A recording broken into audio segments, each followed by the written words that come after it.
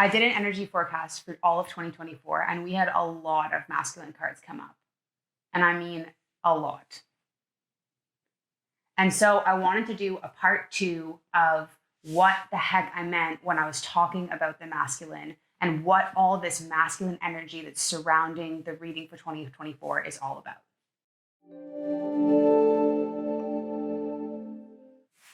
Hey guys, what's up? Welcome back to my channel. This is Kate Lightstone. I run Starseed Awakening Co. I'm an intuitive medium, psychic, and spiritual guide, as well as somebody who does distant Reiki and writes a lot of articles on medium.com. So when I talk about the masculine and feminine, I'll put a video up here for what I mean when I talk about the masculine and feminine. But I really just want to stress that we have both energies, everybody embodies both energies, and regardless of how you represent or how much you feel you have of both, I'm talking about the energy of the sacred masculine today. And that often comes with a sense of action, a sense of power, a sense of stability, a sense of protection, as well as building things in a sort of like block, like mountain climbing kind of way. The feminine builds by creation and through manifestation, but the masculine does build physically. So with all of these cards, we had 5 masculine cards come up for the reading in 2024. I took some time to ponder about what the heck was going on with all this masculine energy. And what came through was that we're going through a very large split in the energies of the masculine right now. And on a bigger scale in the collective, we kind of have the way things are and the way things are going. And in order to get off the track of the way things are and onto the boat of the way things are going, there needs to be enough purge and release for what you need to let go of in order to make your way over to the other boat. Now, there's a lot of people who are already doing this work and who are already on this other side, and I'm going to get to that in a second. But with the masculine in particular, there's a huge split and a huge rift between these opposing experiences. And it's happening so that we start to pay more attention to what's going on with the sacred masculine. You know, if you were a male for the past, 5 years as the feminine began to reawaken and women started to take their power back, chances are you probably didn't really know where to stand. There's not really a lot of space for you to talk about what you already know, but what you want to learn and experience and share that does feel useful, you might not have access to, or there's too much stuff in the way. And so 2024 is a masculine energy focused year. And divine feminine, I will totally get to you at a different point. We are working in our own way. But in terms of the general focus, it's going to be on the healing of the sacred masculine. And what I mean by that is bringing forth the concept of the sacred masculine in a healthy and evolved and stable and supportive way. And so there's this huge split happening. And if you're on the side of release, chances are you're experiencing a lot of purging, a lot of challenges, a lot of setbacks, a lot of confusion, a lot of roadblocks. And if you embody the feminine and this doesn't really feel like it applies to you, chances are you might know somebody who's going through this. You might have a brother or a different sibling or a parent or someone you know who's just in the weeds with this energy. And the reason this is happening is because we so badly need to release all of the toxic crap in order to be able to move onto the boat of higher consciousness and to get onto that boat of moving in the direction of healing and of arriving at new earth and creating what we want in the future. And so if you're in this purging section, it's so important that you allow this to happen and that you don't resist it.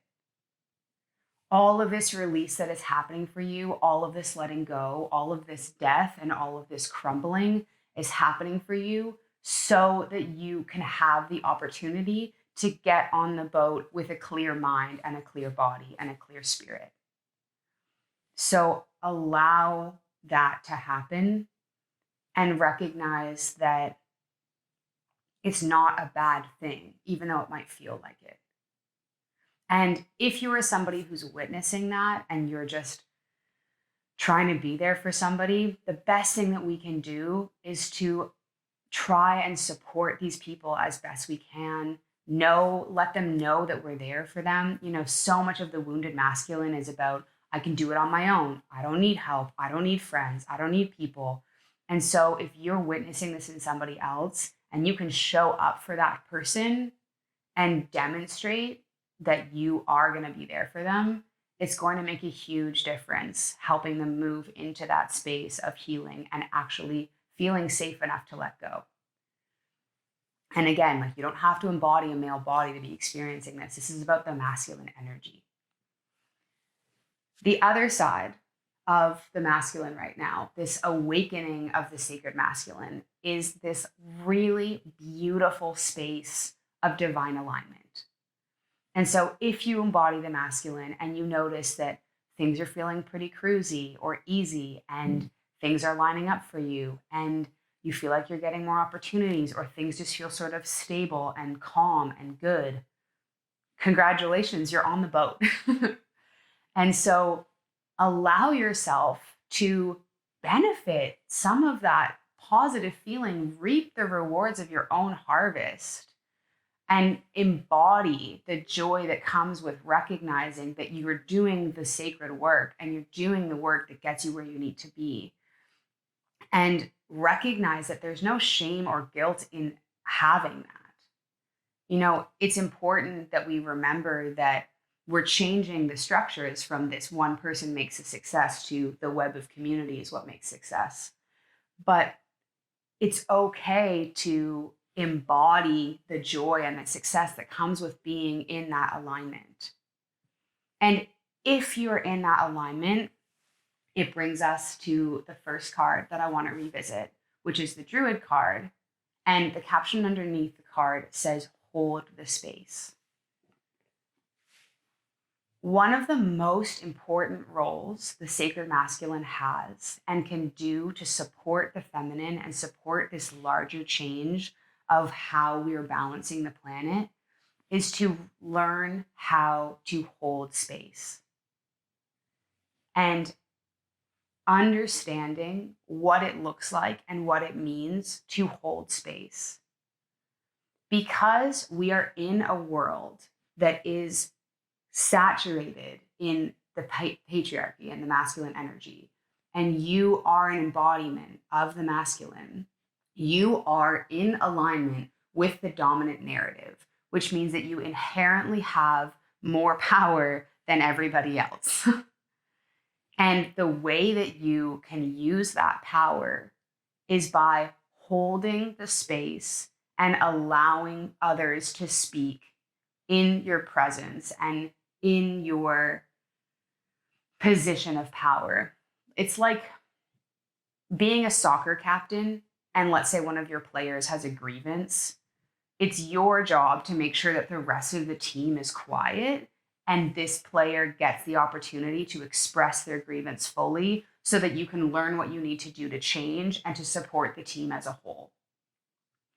And so learning what it means to hold space and recognizing what it means to hold space and taking your ego or your intentions or your motivations out of that and really learning how to hold the space for your friends, for the feminine people in your life, for the people who haven't had a chance to use their voice is one of the most powerful things the masculine can do in 2024.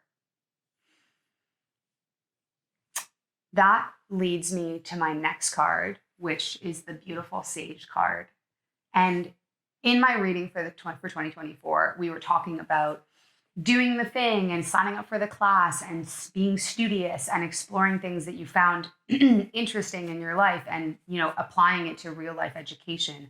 But what's coming through for the masculine in this particular card moves from the space of holding space, moves from that concept of holding space and extends to learning how to witness the feminine and be studious of the feminine. Excuse me. And be observational of the feminine, but not in a way that makes women or feminine people feel like they're being watched. I have a really beautiful friend who has sisters and has a good relationship with his mom. And he's one of the only men that I've ever met who really knows how to drop into a silent place of steadiness while women are together and doing the things that we do when we're together, communicating differently, using different language, like being more physical with each other and like being in contact with each other and not feeling like we're being watched or like we have to change what we're doing because of the gaze of the masculine. And so, if you can become a student of the feminine and observational of the feminine in a non creepy way, this is going to be such an incredible opportunity for you to learn a side of the world that you've never experienced. And maybe you have experienced it in the rush of a waterfall or a sunset that makes you want to cry or the birth of a baby or the way that flowers grow or something else that inherently has to do with the natural cycles of Mother Earth. That also has the feminine involved. But if you can learn how to do that, it's really going to help bring harmony to the balance of the planet. Pay attention to how language occurs between two women or two feminine embodied people, and apply your power of holding space to be able to support that. It's really going to make a huge difference. So that is all I have for you folks today. Thanks for being here for this follow-up video. If you like my stuff, please consider giving the video a like and consider subscribing to the channel. I've also got a really great newsletter that gives a lot more than just the forecasts I do on video, as well as my writing on medium.com. So if you're a reader, I highly suggest that you check out my writing on medium.com or signing up for the newsletter. And thank you so much for being here. Until next time, blessings.